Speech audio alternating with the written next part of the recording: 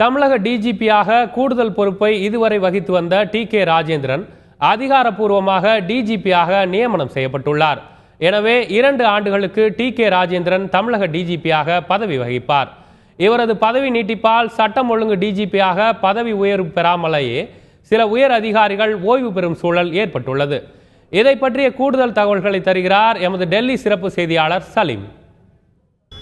மத்திய தேர்வாணையம் நடத்தும் ஐபிஎஸ் தேர்வில் வெற்றி பெறும் ஒருவரை மாநிலத்தில் ஐபிஎஸ் அதிகாரியாக நியமிக்கப்படுகிறார். முதலில் அவர் வகிக்கும் பதவி எது தெரியுமா?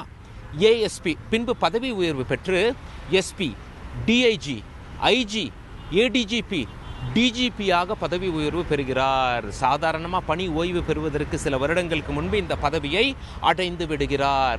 நிறைய டிஜிபிக்கள் இருப்பாங்க. டைரக்டர் ஜெனரல் ஆஃப் போலீஸ் ஆங்கிலத்தில் அழைப்பார்கள். காவல்துறை இயக்குனர் என நாம் கூறலாம். ஆனால் இந்த டிஜிபிக்கள்லேயே நம்பர் 1 யார் தெரியுமா? சட்ட ஒழுங்கு டிஜிபியாக யார் நியமிக்கப்படுகிறாரோ அவரே நம்பர் 1ஆக பார்க்கப்படுகிறார். காவல்துறையில் சக்தி வாய்ந்தவரும் கூட. இப்பதவிக்கு எப்படி தேர்வு செய்கிறார்கள் தெரியுமா? மாநில அரசு என்ன பண்ணுவாங்க, 5 பெயர் கொண்ட பட்டியலை, அதிகாரிகளின் பட்டியலை, டிஜிபி ரேங்கில் இருப்பவர்களை மத்திய தேர்வாணையத்திற்கு அனுப்பி வைக்கிறார்கள். மத்திய தேர்வாணையம் என்ன பண்ணுவாங்க, 2 பேரை தள்ளிடுவாங்க. 3 அதிகாரிகள் கொண்ட பெயர் பட்டியலை திருப்பி அனுப்பி விடுவார்கள் மாநில அரசுக்கு.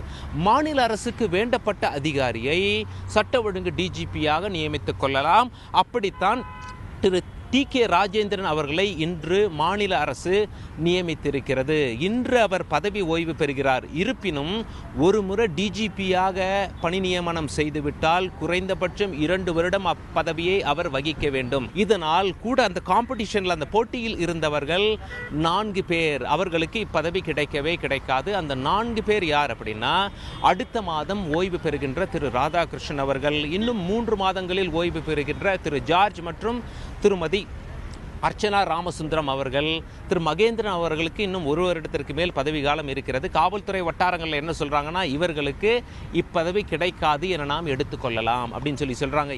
டெல்லியிலிருந்து தந்தி செய்திகளுக்காக கேமரா பர்சன் பிரதீப் சௌஹானுடன் சலீம்.